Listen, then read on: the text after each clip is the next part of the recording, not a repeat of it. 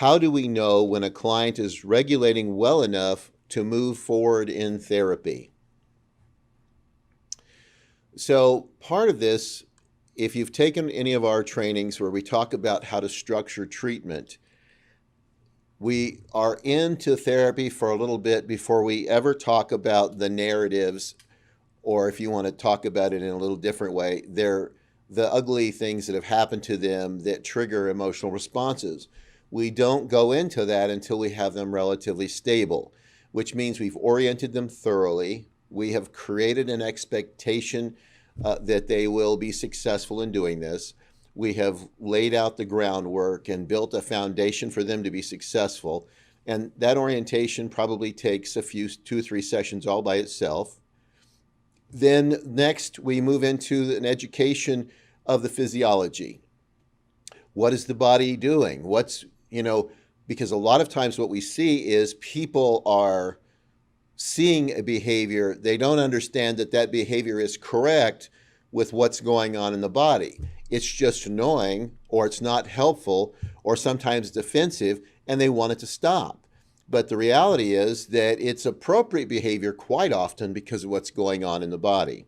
So if you have gotten the person you're working with, whether that is in a clinical setting or if you're doing kind of coaching or helping folks, if you've got them through those first 2 steps, then you're in a place where you can begin to test whether they're regulating well enough to move into the next stage.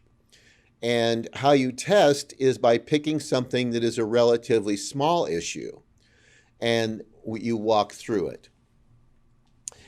Think of it this way. Not very many people could walk into a gym and the very first time or the first 2 or 3 times they are there, could they pick up 200 pounds and curl that weight. They would have to work up to that over some period of time. That's a good metaphor for what we do in trauma work. A lot of times people come in and they are desperate for relief. And all they want is they get in there and get it fixed quickly. However, that really isn't going to work. But the other side of that is because we know what's going on in their physiology, they don't have much of a future orientation until you can get them regulating well. So it's normal that they're going to want to do that, and you have to be understanding of that, but not cave into it. So you start with little things. So we often use what's called a SUD scale, which is a how distressing is it. So we look at an item, and if it was a 10 when it happened, then it's still a 10. That's not the place to start. If it was a 10 when it happened, but today, sometime later, it's a 2 or 3, that's a safe one we can start with.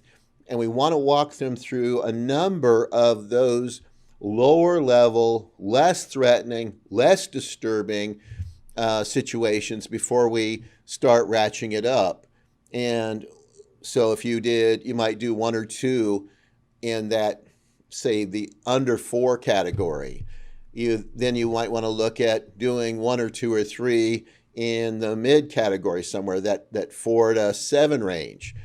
And what you'll quite often find is that what they discover about themselves and being able to walk through that without becoming reactive is that the thing that was a 10 or when it originally happened and was a 9 when therapy started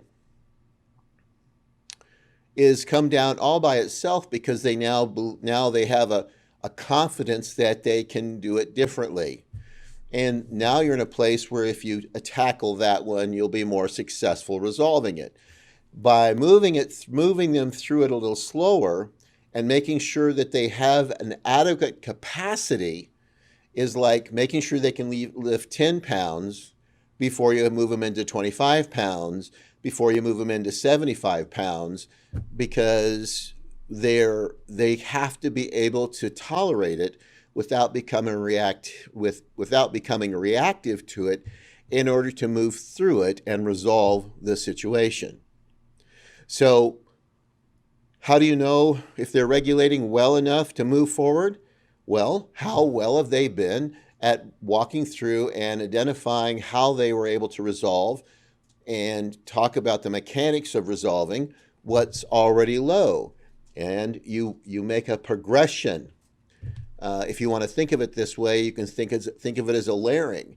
You want to make sure that before you move to the really intense stuff, if you need to, that you've laid an adequate foundation that proves to them through their own experience that they are strong enough, powerful enough, competent enough to handle this without becoming overwhelmed by it. Quite often what we find is by the time we have we've gone through and talked about how they resolved 3 or 4 or 5 things at a lower level, they have already begun to apply that to the more intense thing that has happened. And we find a lot of times by the time we are 3 or 4 sessions into that resolution stuff, the things that were really difficult and fearful, they're already beginning to process without having to be reactive to it. And that's really what you want. You want to help people to resolve the trauma without re-traumatizing them. Their natural tendency is going to want to push forward into that because either from prior therapy experiences or because of what's common in belief out there is you have to dig into this and dig into it right now in order to resolve it. And that's just not the truth. So you're going to have to fight what's common belief, and you're going to have to be strong and make sure you have good boundaries around that, or the likelihood is that your client will be overwhelmed by the process, say it's not working, and they're right if that's what happens.